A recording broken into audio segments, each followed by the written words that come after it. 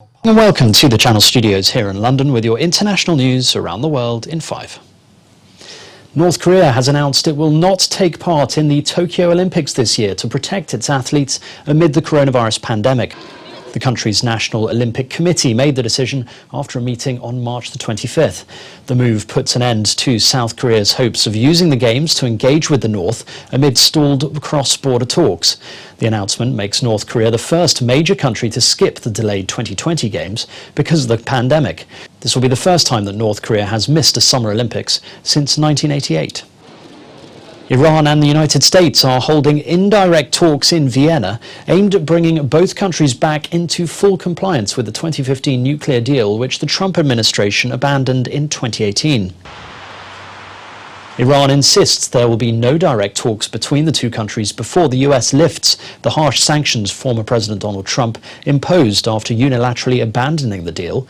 The remaining members of the accord will work to find a way for President Joe Biden to lift the sanctions imposed by his predecessor and for Iran to return to the agreed limits on its nuclear program. The Minneapolis police chief has testified that ex-officer Derek Chauvin violated the agency's police on force during the arrest of George Floyd. So that is not part of our policy. That is not what we teach, and that should be condoned. The police chief said that the way Mr. Chauvin restrained Mr. Floyd was not in line with training and certainly not part of our ethics and values. That should have stopped. Mr. Arredondo told the court that Mr. Floyd should not have been restrained in the manner used by the officers after he stopped resisting, and certainly not once he was in distress. Without immediate CPR, markedly decreases the chance of a good outcome. The doctor who pronounced Mr. Floyd dead 30 minutes after he arrived at the hospital testified that his death was caused by a lack of oxygen. Jailed Kremlin critic Alexei Navalny has said that he has a persistent cough and a high temperature, and that there had been cases of tuberculosis in his prison cell. Navalny said that as many as 3 people from his unit have been taken to hospital with tuberculosis recently, and joked darkly that catching the disease might offer him relief from his other ailments. The opposition leader declared a hunger strike last week as he accused prison staff of denying him proper treatment for acute back and leg pain.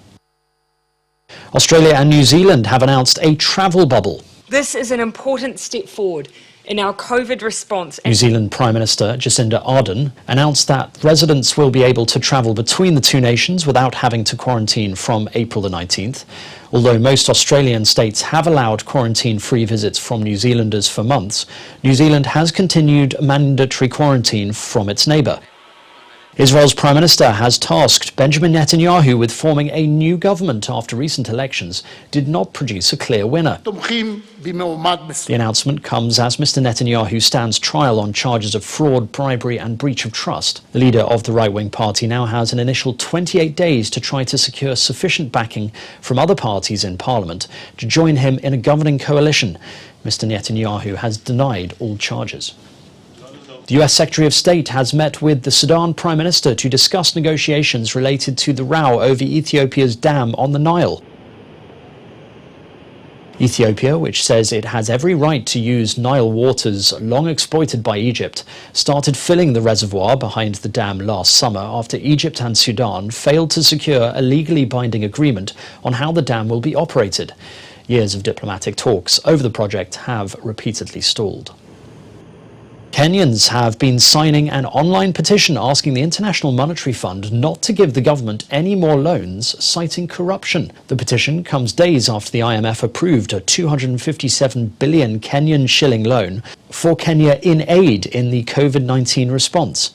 The country's public debt has grown by more than 1 trillion shillings in the last year, and Kenyans online have quoted President Uhuru Kenyatta's statement that the country loses 2 billion shillings every day to corruption. And finally, a former New Zealand Rugby World Cup winner has helped refloat a beached whale to safety. Ali Williams spotted the whale from a helicopter while hovering over Mangaway Heads Beach and later went to help move it with a friend. It took about an hour for Williams, his friend and several lifeguards to free the whale and put it back out to sea. And that's your international news around the world in 5. Now back to the Channel Studios in Lagos.